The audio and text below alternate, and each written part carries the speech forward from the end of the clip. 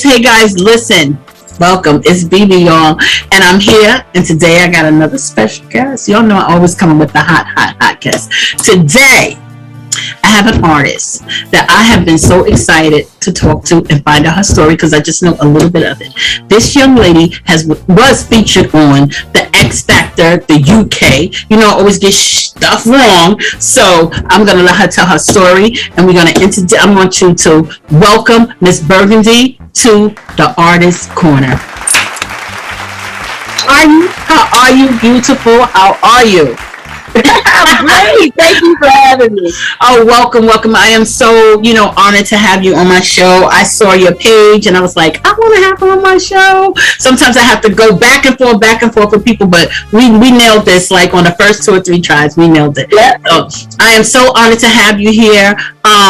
You have an incredible voice.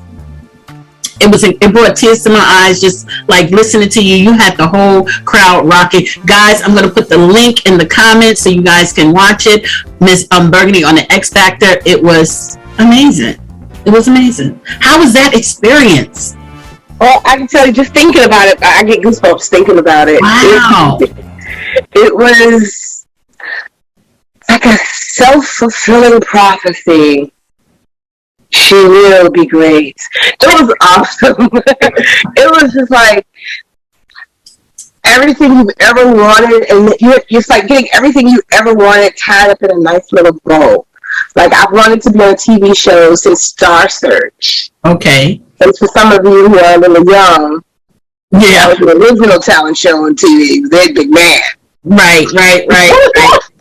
And my dream was to do that in the Apollo, and to be on TV was like defiant of all the naysayers, and in conjunction with the dream being a dream come true. So it was surreal. How was Simon Cowell? He was so sweet Because he liked you. That's why he liked you. So here's what I noticed. Some people go on to get a name for themselves by being ornery or whatever, and he reacts to how you act, unless you just straight up suck, and then he reacts to that too. Right. So I'm kind of eye-catching, so people always look at me like, what is coming? So I grab people's attention naturally, and then they just wait to see what happens. Yeah, that's how it was. He was so cool. He was just like, trust me, I know what I'm doing. I'm like, that you do. That's why I'm here. Yeah, and he rocked you though. They were rocking with you, the whole crowd. It was that was so amazing. I was like, oh God, what that had to be like just the ultimate feeling, you know how you see people crying on TV, and you're like, that's so cheesy. I could not help it. I know. I mean, I think the arena had maybe 50,000 people in there. Wow. Maybe less. Wow. Maybe 20,000 people. It was a lot of people. Wow. I'm sorry. Go ahead. Like, really, like, connected with what I was doing. It was incredible. People were dancing and singing. The entire stadium, not a building, not a room, a stadium of people singing and dancing to what I was doing. To have the whole judge panel smiling and dancing. They didn't even show the whole of my audition. They only showed maybe a minute. But that went on for 2 songs and at least 10 minutes of conversation, 15 minutes, 20 minutes of conversation. It went on a long time. Wow. So you sung Respect, and what else did you sing? I sort of Respect. I've already did Respect, but I think the first one I did was Think. Okay.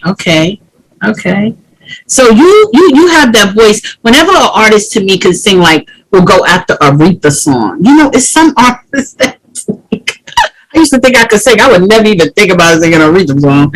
But yeah, you went for it. What took you? What is your journey? Can you tell us some of your journey that got you from where you started to do the X Factor? Like, how did you start musically? Musically, I come from a musically enriched family. My grandfather on my father's side had a gospel group. My dad had an R&B group. My grandmother used to write for my grandfather. Music has just always really been in my life. When I was originally in foster care. My foster parents were so ingrained in the church that I was a church baby. Mm-hmm. So by the time I went to live with my actual family, I was deep in gospel music, and then stayed in choir in elementary school and high school. I was in performing arts high school, and went into the military, sang in the military. Oh, you had a band, girl! You had a whole band in the military. I saw that. I'm gonna tell you the story of that. Okay. That was, what people don't know is wartime is stressful. Mm-hmm. So soldiers have to make their moments of joy wherever they can find it. Mm-hmm. And I don't know how those officers, why they would bring their instruments into a war environment, but you find your joy where you can. And it was crazy how it happened, singing, just walking around singing in the gym, and someone's like, oh, well, I got a guitar, come in my room and let's do a jam session. And then it just grew from a network of word of mouth, or hey, so-and-so and so. And then before you knew it, we were a band performing for other soldiers in welcoming situations whenever there was like a holiday or something. So forgive my voice, all of a sudden I'm completely congested. But it just grew into that, and it was a brief moment in time before the missiles and the guns and everything else that started popping off. But it gave us a little piece of home, and it gave us some peace, some normalcy. I bet. Wow. Thank you for serving. Thank you for serving the country. That's amazing. That is amazing. Wow. Yeah. So now tell me how you got to the UK. How your journey took you to the UK. All right. So I left Atlanta in 2014. Moved to New York. My grandmother passed away in 2013. So I gave myself a year to process and get out, because I always told her and my family that my life would start when I moved to New York. Moving to New York was always my dream, but I couldn't because I had family obligations. Right. And my grandmother, before she passed, she was like, "Go and live your life." I'm like, "Now?"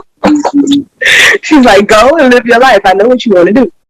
So after she passed, I gave myself a year to get my mind right, because coming to New York takes a certain mentality, and to learn, to slowly let go.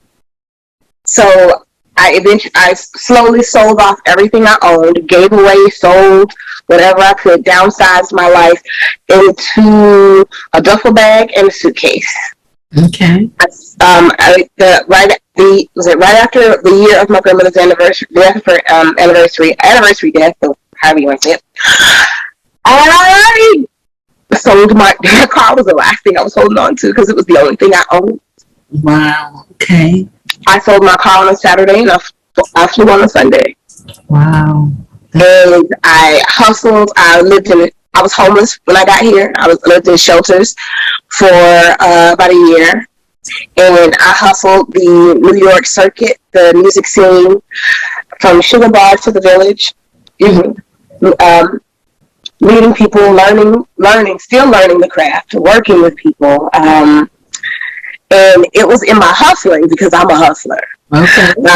I would sing in Times Square for money. I would sing in Central Park for money. I would set up my microphone and have my little speaker and have my little, my little money collection box, and would just sing for hours. And I happened to meet a couple from the UK, and they were like, "Oh my God, you should come and do Britain's Got Talent." And I'm like, "I'm not British. I don't know if you noticed, but I'm from here." So it took like a year of the chick convincing me that I could do it, to come, and she would open her home to me or whatever. So I did. Maybe 2 years later, I finally went. Wow. And then probably a year and a half, and then I auditioned for Britain's Got Talent, and I got accepted. Okay. And I told them, I'm from New York, but I'll come back, for taping. Mm-hmm. And something, they were like, okay, well, we're going to send you this, this, this, and this. And for some reason, it did not happen. They didn't send me anything. Mm-hmm. So I had already I had already bought a ticket to go back mm-hmm. for the taping. So since I already had my ticket, old girl was like, well, come back and let's find something else to do. Mm-hmm. I'm like, that. Okay. So she was like, well, I'm gonna, because she was in radio over there as well. Mm-hmm. And she was like, well, I can sort of manage you, and let's see how I'll let you see how I work as a manager, and we'll find you. I'll find you work when you get here. Mm-hmm. So that didn't really work out. Okay. That really did not work out. But as I was preparing to come back to the States, I was only there for maybe a month and a half. X Factor reached out and was like, hey, we saw you online and would like to know if you want to come and audition. And I'm like, what? Wow. So I parted ways with the old girl and stayed with somebody else. Yeah. And hustled the taverns of London and around the shires or whatever, and I don't even know what you call them, townships and other cities, I guess, and met amazing bands, worked with an amazing band over there. Mm-hmm. And the Poachers. Yeah, I worked with the Poachers. Okay. I think they are Pink Floyd cover band. Oh, wow. Yes, love those guys. And they accompanied me to X Factor audition. I invited them to be my family, my guests. Nice. So a couple of the band members came and hung out with me the whole day. One of them is even in the taping. Wow. One of them was even in the taping of my audition, and like one of the bar owners that I performed for, he was in the taping. We had a great time, and that's how I ended up on the show. It was just a series of very fortunate events. Yeah, oh my God, you were so fortunate. That's so just a blessing. So did you audition one time, or did you have to go back a couple of times? Well, I didn't do the cattle call auditions. I did like the producer auditions. Okay. So there were a couple of, maybe like 2 rounds of that before you actually got on TV. Wow. And it was, excuse me. It was still nerve-wracking because, you want to be the best version of you. Okay. But you also want to be authentic.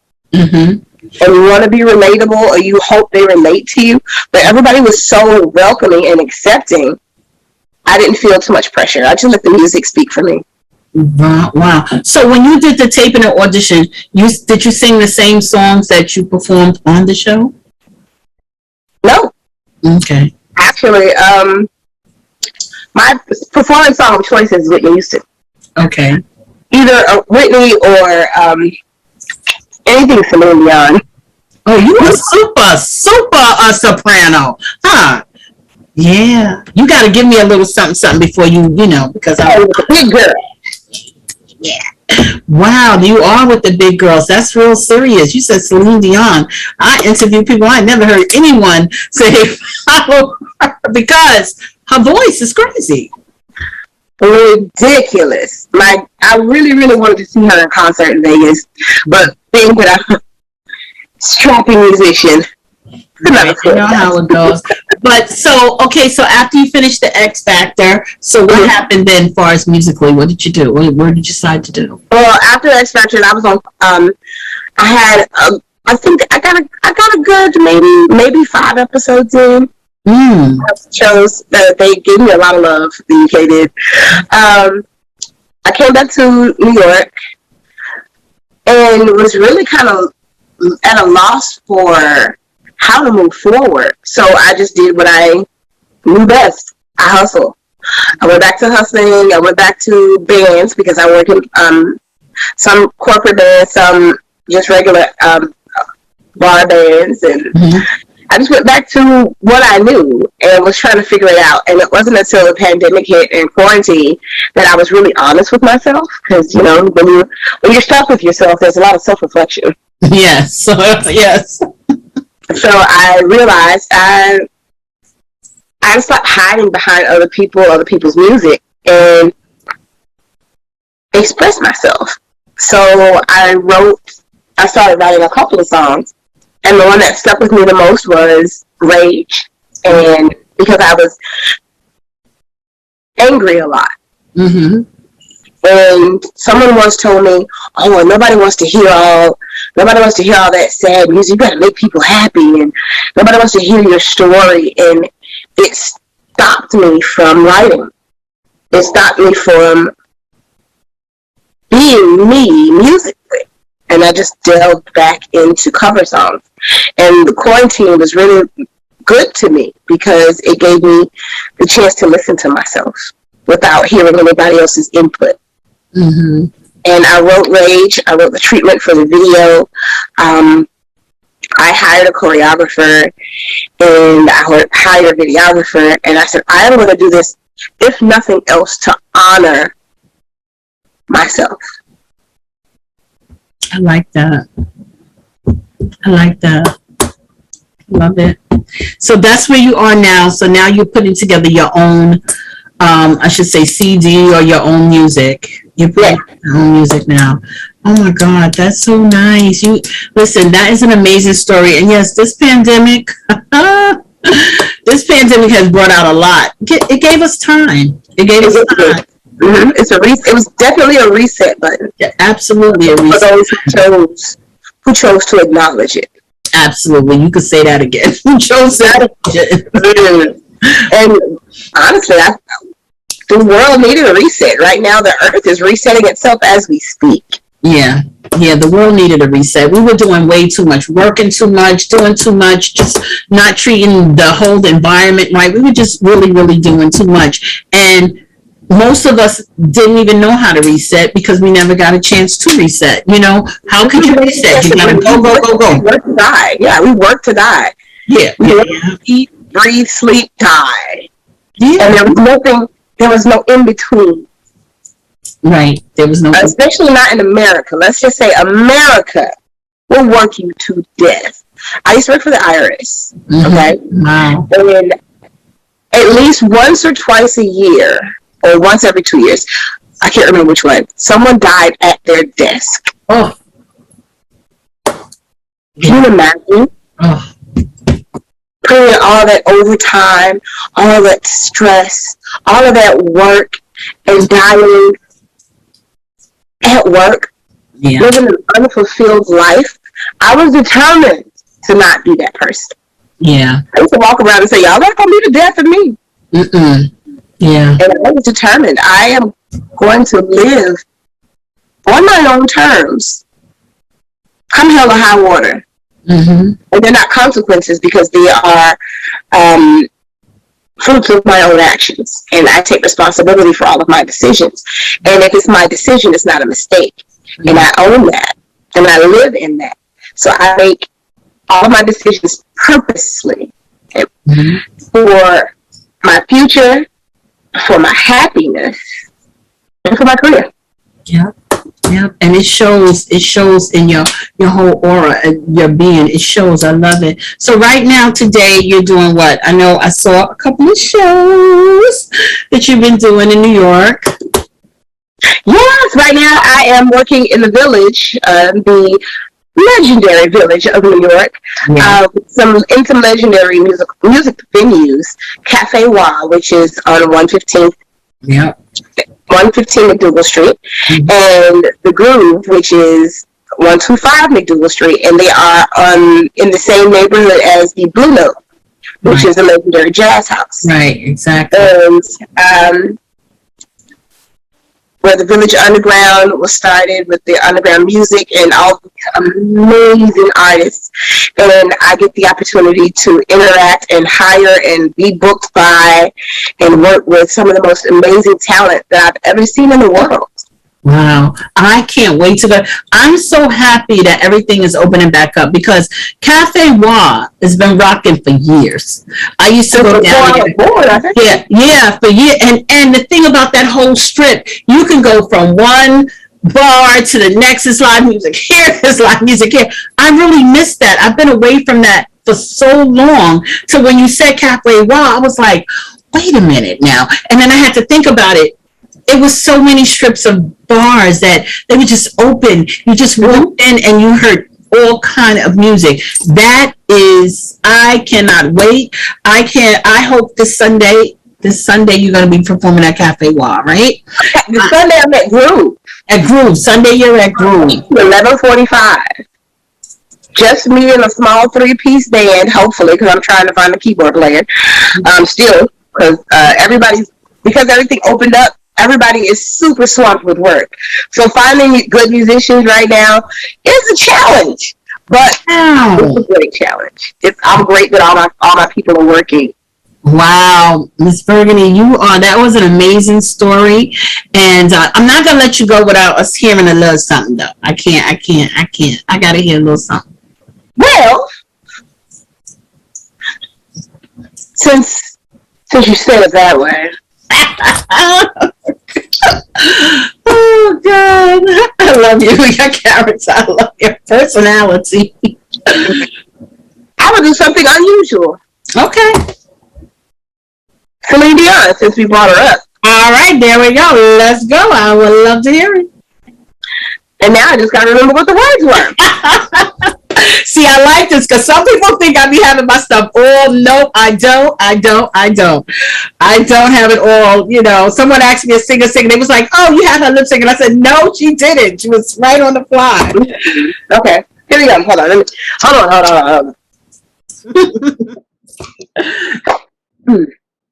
But you were history with the slamming of the door. And I made myself so strong again somehow.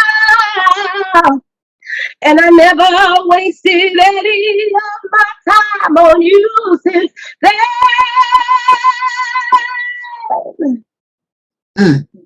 Touch me like this, and if you hold me like that.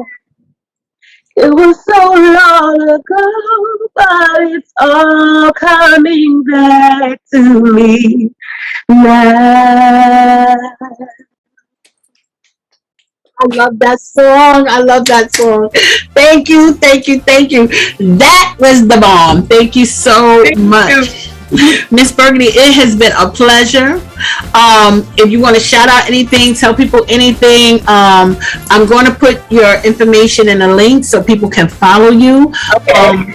I just think I am honored. You know, you came on. I'm glad to meet you. I know we're going to have this ongoing thing because that's what I do. I love your look. I think your look is unique, you know, and we need that because there's so many looks in the world. It's so many versatility. You know what I'm saying? Yes, we need that, and I am happy that you are sister. You're doing it, and I love your head jewelry. I told you you need to merch that. You need to merch that, girl, because ain't nobody doing that. That's hot. That's true. Yeah. I didn't have a jeweler once. I think it was from Switzerland. He caught my style. He never gave me any credit for it though.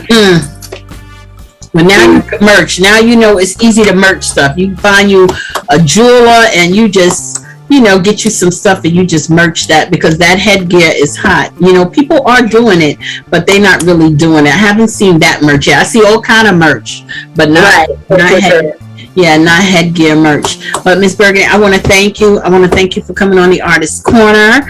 I hope to be able to go this Sunday. I'm still kind of social distancing, child. Me too. I perform my entire set in a mask. It's fine. I saw you perform in a mask. Yeah. How about the scene? Are they wearing masks? Are they? You know, they're not. They're not. Yeah. I am. I get it, and I will be too. If I come through, I will definitely be all masked up and shielded up. But I would like to catch your live performance. But I just want to thank you again. Thank you for coming on, and I wish you so much luck in what you're doing. I feel the spirit. You got this, girl. We got it.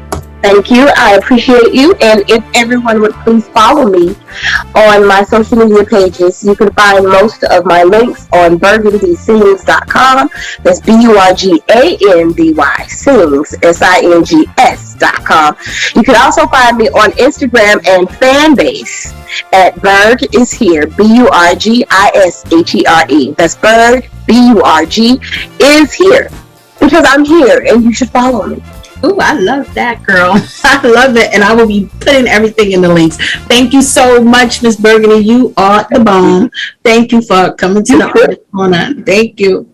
Bye-bye.